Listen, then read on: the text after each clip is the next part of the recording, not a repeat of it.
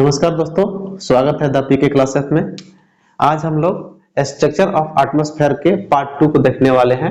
पिछला भाग हम लोग स्ट्रक्चर ऑफ एटमॉस्फेयर के बारे में पढ़ चुके थे, जिसमें हम आपको बताए थे कि वायुमंडल की संरचना के अंतर्गत वायुमंडल में कौन कौन सी गैसें पाई जाती हैं। आपको इस टॉपिक को पढ़ने से पहले आपको हम सलाह देंगे कि पिछला वीडियो को आप जरूर देखें, तभी आपको स्ट्रक्चर ऑफ एटमॉस्फेयर के बारे में अच्छा से समझ में आएगा। चलिए आज हम लोग देखते हैं सेकेंड वीडियो होगा स्ट्रक्चर ऑफ एटमॉस्फेयर यानी वायुमंडल की संरचना। आज हम लोग मेनली पढ़ेंगे कि कितनी ऊंचाई पे कौन सा परत पाया जाता है। तो सबसे पहले ये जान जाइए कि हम कैसे जाने कि कितना ऊंचाई पर, लेकिन जैसे कि 0 से लेकर 14 किलोमीटर, तो 0 से लेकर 14 किलोमीटर तक ही हम क्षोभ मंडल को 0 से लेकर 14 किलोमीटर तक ही हम क्यों क्षोभ मंडल को ही बांटते हैं। ठीक है, तो इसका मेन रीजन है इसका घनत्व और तापमान के आधार पर। जैसे जैसे हम ऊपर जाते हैं तापमान और घनत्व बदलते रहता है, सबका अलग अलग डेंसिटी है, सबका अलग अलग क्वालिटी है। उसके आधार पर विद्वानों ने वायुमंडल को 5 भागों में बांटने का प्रयास किया है, जो हम नीचे से पढ़ेंगे। जैसे मान लेते हैं कि ये पृथ्वी है, पृथ्वी से जैसे जैसे ऊपर जाएंगे आपको 5 लेयर आपको इस तरह से मिलते जाएंगे। तो इसमें किस तरह से क्वेश्चन पूछे जाते हैं आपको हम बता रहे हैं। मेनली 2-3 तरह से इसमें प्रश्न पूछे जाते हैं। पहला तो पूछ देगा कि लेयर का नाम पूछ देगा, इसका इंग्लिश में भी नाम पूछ देता है, कितने ऊंचाई पर पाए जाते हैं कौन सा लेयर, कौन से लेयर में क्या क्या घटनाएं होती है, कौन सा लेयर में क्या क्या कार्य होता है, ये सब पूछा जाता है बार बार। चलिए डिटेल से हम लोग पढ़ते हैं। तो स्ट्रक्चर ऑफ एटमॉस्फेयर या वायुमंडल को हम 5 भागों में बांटे हैं। वायुमंडल को प्रायः 5 भागों में बांटा गया है। नीचे से हम देखेंगे पृथ्वी के तल से, तो क्षोभ मंडल, समताप मंडल, मध्य मंडल, आयन मंडल, बाह्य मंडल। वायुमंडल को 5 भागों में बांटा जाता है: क्षोभ मंडल, समताप मंडल, मध्य मंडल, आयन मंडल, बाह्य मंडल। अब ये पूछ दिया जाता है सामान्य सी बात कि क्षोभ मंडल के बाद कौन सा मंडल आता है। ठीक है, तो क्षोभ मंडल के बाद समताप मंडल। इसके बाद इंग्लिश में पूछ दिया जाता है इसका। बहुत बार आपको एग्जाम में ये हिंदी ना देकर आपको इंग्लिश में दे दिए जाएंगे और इंग्लिश को ही हिंदी में लिख दिया जाता है। जैसे कि क्षोभ मंडल है, तो क्षोभ मंडल को ट्रोपोस्फीयर बोलते हैं। स्पेलिंग आप देखिएगा, TROPOSPHERE, ट्रोपोस्फीयर। तो ट्रोपोस्फीयर को इंग्लिश में ना देके आपको ऐसा लिख देगा, ट्रोपोस्फीयर। अब आप हिंदी में याद करके जाइएगा, वहां क्षोभ मंडल मिलेगा ही नहीं, तो आप कंफ्यूज हो जाइएगा। इसलिए हिंदी और इंग्लिश दोनों आपको याद करना है। ठीक है, तो क्षोभ मंडल को हम ट्रोपोस्फीयर के नाम से जानते हैं। फिर समताप मंडल आता है, तो समताप मंडल को स्ट्रेटोस्फीयर के नाम से जानते हैं। STRATOSPHERE,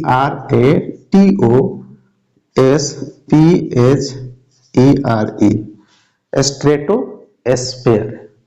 स्ट्रेटोस्फीयर समताप मंडल। अभी हम सिर्फ आपको डिटेलिंग में बता रहे हैं, डिटेल में नहीं बता रहे हैं, सिर्फ आपको स्टार्टिंग बता रहे हैं। इसके बाद हम बताएंगे कि इसमें कौन कौन से गतिविधि होता है, कौन कौन से कार्य होता है। समताप मंडल को स्ट्रेटोस्फीयर।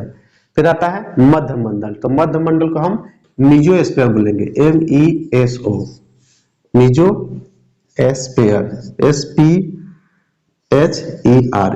मीजोस्फीयर। इसके बाद आता है आयन मंडल, तो आयन मंडल को हम क्या बोलते हैं, आयनोस्फीयर, IONOSPHERE, आयनोस्फीयर। इसके बाद होता है अगला बाह्य मंडल, तो बाह्य मंडल को हम लोग बोलते हैं एक्सोस्फीयर, EXOSPHERE, एक्सोस्फीयर। क्षोभ मंडल, समताप मंडल, मध्य मंडल, आयन मंडल, बाह्य मंडल, 5 मंडल होंगे। इंग्लिश में देखेंगे ट्रोपोस्फीयर, स्ट्रेटोस्फीयर, मीजोस्फीयर, आयनोस्फीयर और एक्सोस्फीयर। कहीं कहीं आयनोस्फीयर को थर्मोस्फीयर के भी नाम से जाना जाता है। आयनोस्फीयर को थर्मोस्फीयर, थर्मोस्फीयर मतलब हो गया तापमंडल। तो कहीं कहीं आयन मंडल को ही, बहुत सारे आप किताब में देखेंगे कि आयन मंडल को ही आप देखेंगे कि ताप मंडल लिखा हुआ होता है। तो आपको कंफ्यूज होने की आवश्यकता नहीं है। आप ये कंफ्यूज नहीं करेंगे कि तापमंडल अलग है और आयन मंडल अलग है, एक ही है, अलग अलग विद्वानों ने इसका नाम दे दिया है, लेकिन कार्य एक ही है। चलिए, ये तो आपने सिर्फ नाम जाना। नीचे से लेकर ऊपर तक देखिएगा, आप ध्यान रखिएगा, पृथ्वी से लेकर ऊपर तक हम जा रहे हैं, ऊपर से नीचे नहीं आ रहे हैं, ये भी देखना है। ये हम नाम याद कर लिए। छोटा मोटा एग्जाम में नाम ही काफी है, आपको पूछा जाता है हिंदी इंग्लिश, ठीक है। अब ये पूछा जाता है कि कितने किलोमीटर की ऊंचाई पे कौन सा परत पाया जाता है। तो देखिए, 0 से लेकर 14 किलोमीटर तक कौन सा मंडल है? क्षोभ मंडल है। देखिए, 0 से लेकर 14 किलोमीटर तक क्षोभ मंडल है। अब ये देखिए, ये डायग्राम पूरा हम समझा रहे हैं आपको। तो इधर देखिएगा, हम 8 लिखे हुए हैं, इधर 14 लिखे हुए हैं, जबकि और बाकी में हम नहीं ऐसा लिखे हुए हैं। तो इसको डायग्राम को आप ध्यान से समझ जाइएगा। इस डायग्राम को आप समझ जाइए, समझिए कि आपका स्ट्रक्चर ऑफ एटमॉस्फेयर क्लियर हो गया। ज्यादा आपको याद करने की आवश्यकता नहीं है, इसको आप समझिए। यह स्ट्रक्चर बनाए हैं, पांचों मंडल इसमें लिख दिए हैं। सबसे धरती के नीचे, पृथ्वी के नीचे जो मंडल होता है उसको बोलते हैं क्षोभ मंडल। तो क्षोभ मंडल को चाहे हमारे पृथ्वी से लेकर 14 किलोमीटर तक, सामान्य अर्थों में पृथ्वी से लेकर 14 किलोमीटर तक क्षोभ मंडल पाई जाती है। अब इधर 8 किलोमीटर है। तो प्राय होता कहाँ है, कभी कभी बड़े एग्जाम में आपको डीप से क्वेश्चन पूछा जाएगा, तो ये पूछ दिया जाता है कि क्षोभ मंडल की ऊंचाई ध्रुव पर कितना है, क्षोभ मंडल की ऊंचाई विषुवत रेखा पर कितनी होती है। इस तरह के यदि आपको क्वेश्चन पूछे तो आप कंफ्यूजन हो जाइएगा, सामान्य अर्थ में पढ़िएगा तो इसलिए आपको ये ध्रुव पर है, ये ध्रुव पर, यानी क्षोभ मंडल की ऊंचाई पृथ्वी पर जो है क्षोभ मंडल, उसकी ऊंचाई ध्रुव पर 8 किलोमीटर और विषुवत रेखा के ऊपर, इक्वेटर के इर्द गिर्द में क्षोभ मंडल की ऊंचाई 14 किलोमीटर।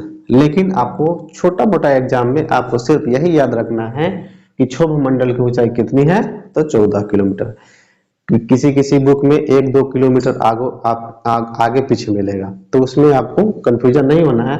14 ना देके 15 दे दिया या 16 दे दिया तो आपको कंफ्यूजन नहीं होना है, लेकिन आपको एग्जैक्ट याद रखिएगा। तो 14 किलोमीटर क्षोभ मंडल की ऊंचाई कितनी, 14 किलोमीटर। ध्रुव पर कितना ऊंचाई, तो 8 किलोमीटर।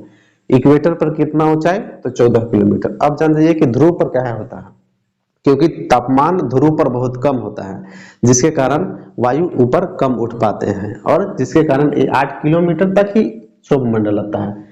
इक्वेटर पर, भूमध्य रेखा पर आपको तापमान ज्यादा रहता है, जिसके कारण तापमान ज्यादा होने के कारण वायुमंडल ऊपर उड़ जाता है, वायु ऊपर उड़ जाता है, जिसके कारण इसका ऊंचाई 14 किलोमीटर तक बना गया।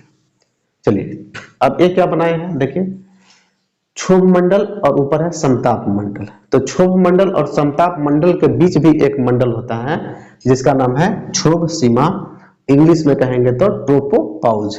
ये प्राय पूछा जाता है कि ट्रोपोपॉज कहाँ पाए जाते हैं। तो आप ध्यान रखिए कि ट्रोपोपॉज क्षोभ मंडल की ऊपरी परत और समताप मंडल की निचली सीमा, क्षोभ मंडल की ऊपरी परत और समताप मंडल के निचली सीमा में कौन सा परत पाया जाता है, तो क्षोभ सीमा, ट्रोपोपॉज। एक्चुअली होता क्या है इसमें, देखिए, जो दो पार्ट बांट दिया गया है, क्षोभ मंडल और ऊपर है समताप मंडल, लेकिन अचानक सा टेम्परेचर नहीं बदल जाता है, इसके बीच में कुछ कुछ अलग तरह के टेम्परेचर पाया जाता है, अलग तरह के वेरिएशन पाए जाते हैं। इसलिए वैज्ञानिकों ने इसे ट्रोपोपॉज या सीमा कहा, इसको सीमा कहा। इन दोनों को अंतर करने वाला, इन दोनों को अलग करने वाले को एक सीमा नाम दे दिया गया।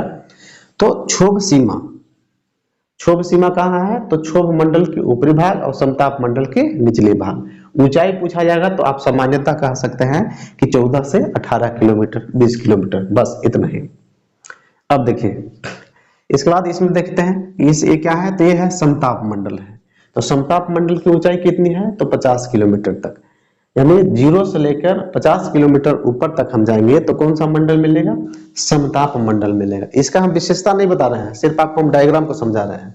इसके बाद हम आपको विशेषता बताएंगे, तब आप लिखना स्टार्ट कीजिएगा, अभी पहले समझ लीजिए।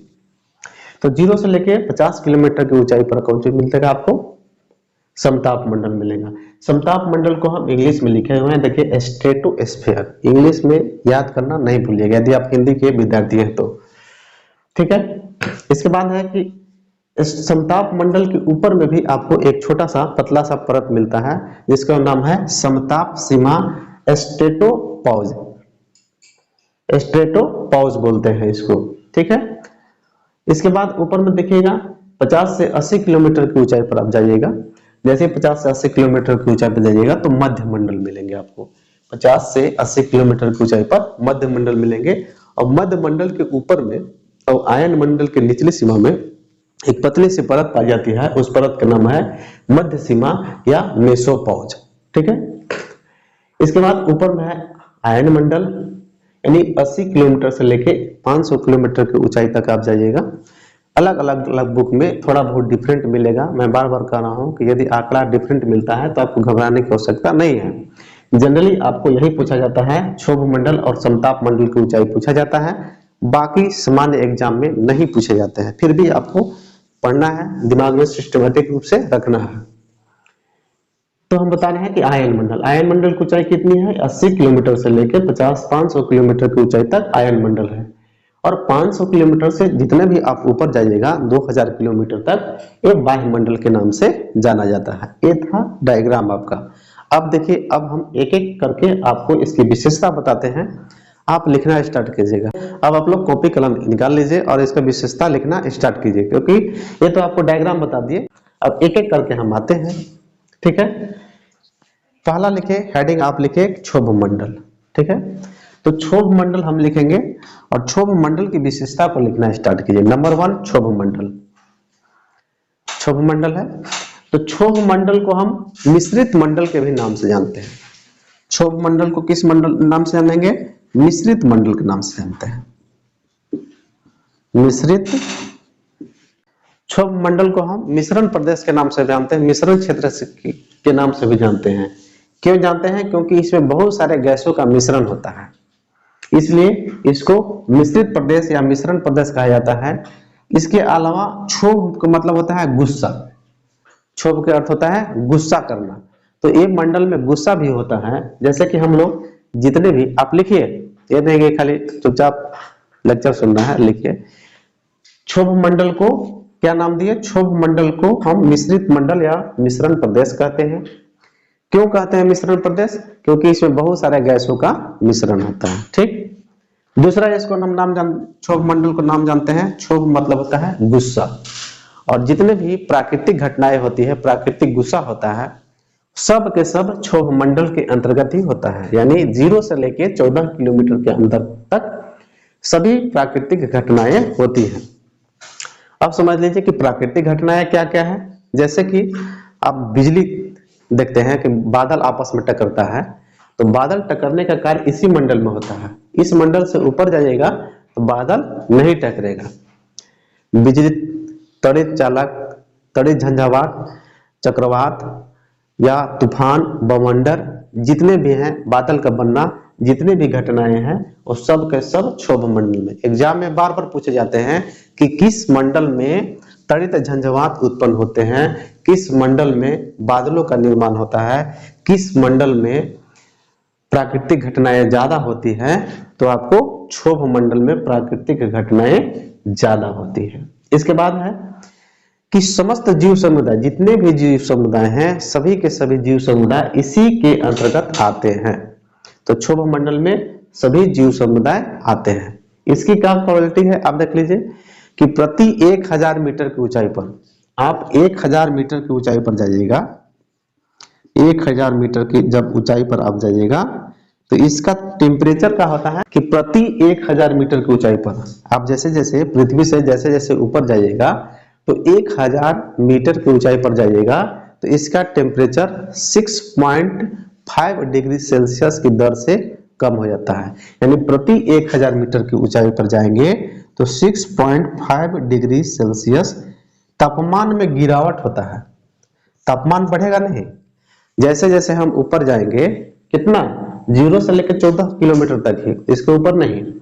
तो 0 से लेकर 14 किलोमीटर क्षोभ मंडल में जैसे जैसे हम ऊपर जाते हैं तापमान में कमी होता है। कितना कमी होता है, तो प्रत्येक 1000 मीटर की ऊंचाई पर 6.5 डिग्री सेल्सियस की दर से तापमान में गिरावट होता है। इसीलिए पृथ्वी पर देखिएगा कि पृथ्वी पर जितने भी ऊंचे ऊंचे पर्वत हैं वो सबके सबका जमा रहता है, बर्फ जमा रहता है। यदि आपके घर के आसपास भी ऊंचा पहाड़ है तो वहां बर्फ जमा रहेगा। ऐसा नहीं है कि जम्मू कश्मीर में ही सिर्फ बर्फ पड़ता है, आपके घर के अगल बगल भी ऊंचा पर्वत है तो आपको धीरे धीरे टेम्परेचर कम होने के कारण वहां रात में देखिएगा कि बर्फ पड़ने लगे। देखिए क्षोभ मंडल की इतना सारा हम क्यों विशेषता बता रहे हैं, क्योंकि ज्यादातर प्रश्न में क्षोभ मंडल से ही आते हैं, इसलिए हम आपको इतने विशेषता बता रहे हैं विस्तार पूर्वक। यदि आप वीडियो को ध्यान पूर्वक देखिएगा तो आपको ज्यादा दिमाग लगाने की जरूरत नहीं है, इस टॉपिक से आप क्वेश्चन को टिक कर पाएंगे।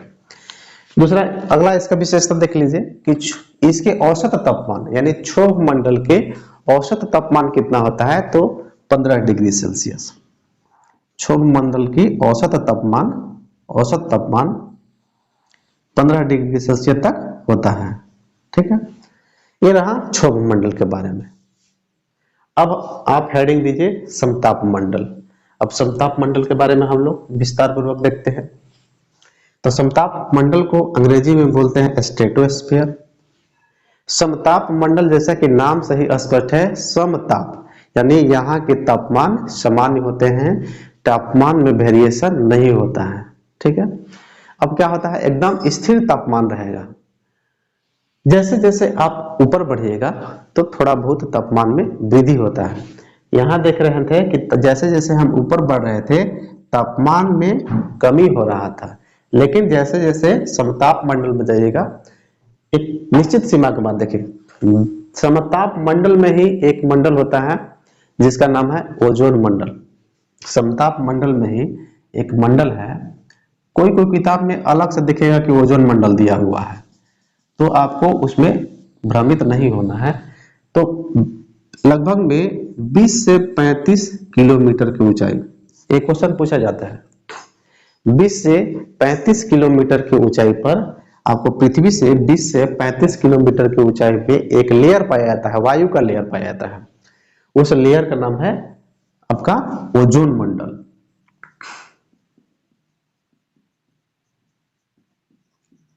इसको O3 भी बोलते हैं। 20 से 30 किलोमीटर की ऊंचाई पर ओजोन लेयर पाए जाते हैं और ओजोन लेयर के बाद तापमान में वृद्धि होना स्टार्ट हो जाता है। आपको 35 किलोमीटर तक तापमान स्थिर रहता है। फिर से आप सुन लीजिए कि 20 से 35 किलोमीटर की ऊंचाई पे एक लेयर पाया जाता है वायु के, उस वायु के लेयर का नाम है ओजोन परत, ओजोन मंडल। और ओजोन मंडल में ही एक गैस पाया जाता है जिसको हम O3 बोलते हैं, ओजोन गैस बोलते हैं। अब ओजोन गैस की क्या विशेषता है, देखिए ओजोन गैस की यह विशेषता है कि पृथ्वी सूर्य से जितने भी अल्ट्रावायलेट किरणें हैं, परावैंगनिक किरणें हैं, सब के सब ये अवशोषित कर लेता है। अवशोषित करने के बाद ये पृथ्वी पर ये और किरण को भेजता है। यदि ओजोन परत नहीं होता तो पृथ्वी पर जितने भी मनुष्य हैं, जितने भी जीव जंतु हैं, वो सब के सब चर्म रोगों से ग्रसित हो जाते। हाल फिलहाल में ऐसा वैज्ञानिकों द्वारा माना गया है कि ओजोन लेयर का क्षरण हो रहा है, पृथ्वी पर प्रदूषण बढ़ रहे हैं जिसके कारण ओजोन लेयर का क्षरण हो रहा है, और क्षरण होने के कारण अल्ट्रावायलेट किरणें, परावैंगनिक किरणें पृथ्वी पर जितना आना चाहिए उससे अधिक आ रहे हैं, जिसके कारण भी बहुत सारे पृथ्वी पर जीव जंतुओं में बीमारियों बढ़ गए हैं, कैंसर की खतरा बढ़ गया है, चर्म रोग की संख्या ज्यादा बढ़ गया है। तो आपसे क्वेश्चन पूछा जाता है कि ओजोन परत का क्या कार्य है, ओजोन गैस का क्या कार्य है, ओजोन लेयर की ऊंचाई कितना किलोमीटर तक है, ओजोन लेयर कौन सी गैसों को अवशोषित करती है, ये आपको सभी चीज डिटेल से आपको लिखना है। चलिए इसके बाद और इसमें जानते हैं समताप मंडल की विशेषता।